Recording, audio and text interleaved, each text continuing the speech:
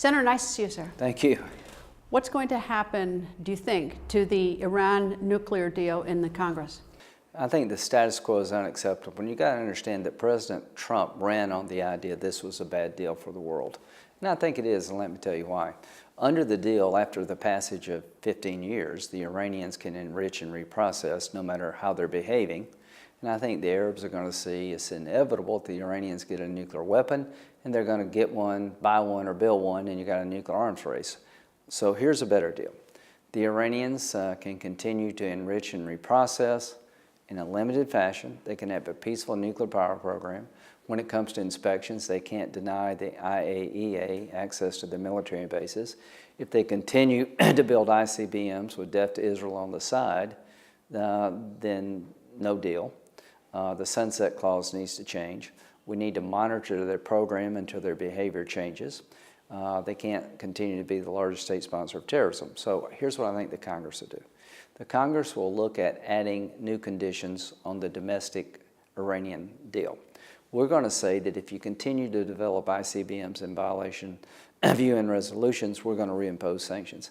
If you deny inspectors access to sites that they want to visit, then we're going to reimpose sanctions. And oh, by the way, 15 years from now, if you're still the largest state sponsor of terrorism, we're going to keep inspections in place. All right. How do you get past the hurdle that, that this was our word, that this was our agreement? The president doesn't say that they have violated the agreement, but right. This was an agreement made by the foreign administration, President Obama, and of course Europe is upset, yeah. and even our own cabinet, the president's own cabinet says it's a deal that haven't violated. This is an executive agreement, not a treaty. I said, let's try to make this a treaty. They said not, because a treaty is binding on the next administration. This was a deal done with President Obama and John Kerry with the international community and the Iranians. I thought it was a lousy deal. I think it's one of the worst deals I've ever seen, and President Trump has every right to change it or tear it up. And I'm glad he didn't tear it up. He says, I can't certify that the benefits to Iran are worth what we're getting. Look what's happened since this deal. They've hijacked our sailors on the high seas and humiliated them. They're violating the UN restriction on ICBM development. They're building missiles with death to Israel on the side of it. They're still the largest state sponsor of terrorism. They're sending weapons to the Houthis in Yemen in violation of international law. They chant death to Israel, death to America continuously. So they've not gotten better. Here's what I'm going to do. I'm going to work with Senator Corker and Cotton to put new conditions domestically on the Iranian legislation, forward-looking. If you continue to develop missiles, we're going to sanction you. That was never part of the nuclear deal. The dumbest thing Obama did. Go ahead. Well, it means that every deal the United States enters into, if you're Kim Jong-un worried about some deal, if you're going to negotiate something about their nuclear weapon programs, it better be a treaty, or else any sort of agreement from the United States really is only as good as the president is in office. Yeah, that's true, because one president can't bind another. We have elections for a reason. What was this election about? A lot of things, including Iran. This president said, I think this is a lousy deal, I'm going to tear it up, and he won.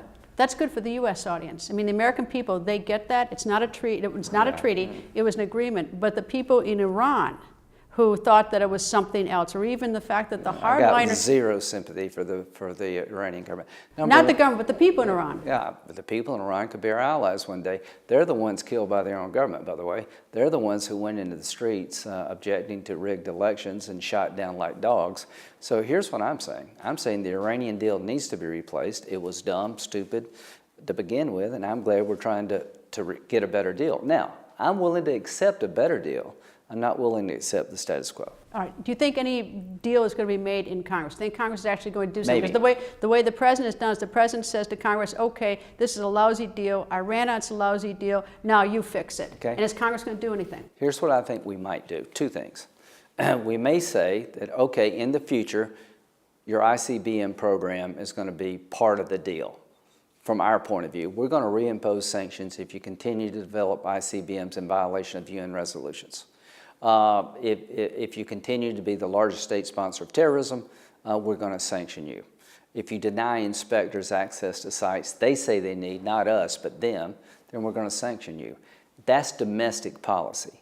That's the outline of a better deal for the world. And you talk about people being upset, go to the Israelis. Ask them about this deal. Go to the Arabs and see how they think this deal is working. So I think Congress could do that, but we need 60 votes. And to my Democratic friends, I'm willing to get a better deal. I'm not willing to accept the status quo. And if we can't get 60 votes for what I just outlined, then under the law, the Senate Majority Leader can bring a vote to the floor of the Senate to reimpose sanctions. And I will insist that we have that vote. The status quo cannot continue. All right. Do you agree that they have not violated this agreement? I don't know. I don't know if they've, some people say they, I would say this, that the whole agreement was designed to make them better people, to bring them into the family of nations. I would say since this deal, they've gotten worse. They've taken the $150 billion in sanctions relief, built up their military. They're toppling 4 Arab capitals. Assad couldn't last for 15 minutes without the Iranians. They've been provocative toward us, toward our allies in Israel. They're violating ICBM restrictions. They're trying to build a bigger military with the money. So I think this deal was bad. They've proven that they really don't want to be a member of the family of nations. And now's the time to stop them before it's too late. What do you think that the people in Iran, not the government, the people of Iran think when they find out that Europe thinks that it's a bad idea to get out of the agreement? That's number one. And number two, you've got Secretary of State Tillerson, Secretary of Defense Mattis, and Chairman Dunford, Joint Chiefs of Staffs, and they all say that the agreement hasn't been violated. So what do you think the people of Iran think when all of a sudden their hardliners are saying, see, those are the United States, they can't keep their word? I think the people of Iran want freedom. I think the people of Iran would like to cast their ballot and have it respected. I think the people of Iran would like to have a better life than the Ayatollah has given them. Don't ask me, ask them. I'm not the one that went into the streets of Tehran demanding a better life. I'm not the one holding up a sign. Are you with them or are you with us, President Obama? So I know what the people of Iran want. They don't want to live in a religious theocracy where you can't say and do what you believe, that you're restricted by your government in terms of economic opportunity, and that you're no better than the government will allow you to be. I know what they think about their own leadership. Here's what I would tell them about America.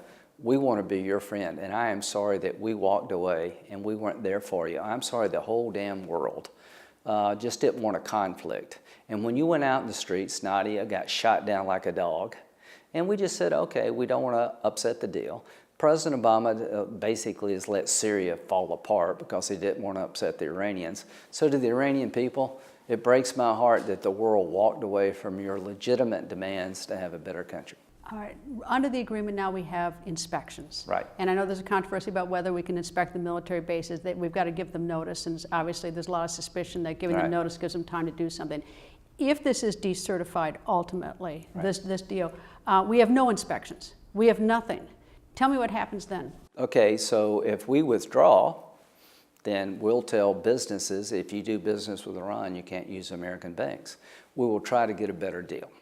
Do sanctions work? You're talking about sanctions. Do sanctions work? The sanctions did. The only reason we have this deal, I think, is that they were willing to deal because the sanctions did work. So we'll reimpose sanctions, hope we can rally the world around the Ayatollah is a cancer in the Mideast. So what will we do? We'll stop them from getting a bomb. We'll put everything on the table, including using military force. We'll reimpose sanctions, and we'll try to get this regime to behave better. And one day I'd like to actually replace it. One day I would like to see the Iranian people elect their leaders and have somebody that won't shoot them down in the streets. All right, let me ask you about the Kurdish problem right now. The Kurds are the Iraqis. We have funded and helped both the Iraqi military and the Kurdish military, the Peshmerga, and now they're fighting between them. Now what? Well, you know, I think the Trump administration needs to have a more coherent policy. So ISIL's a symptom of leaving Iraq too soon.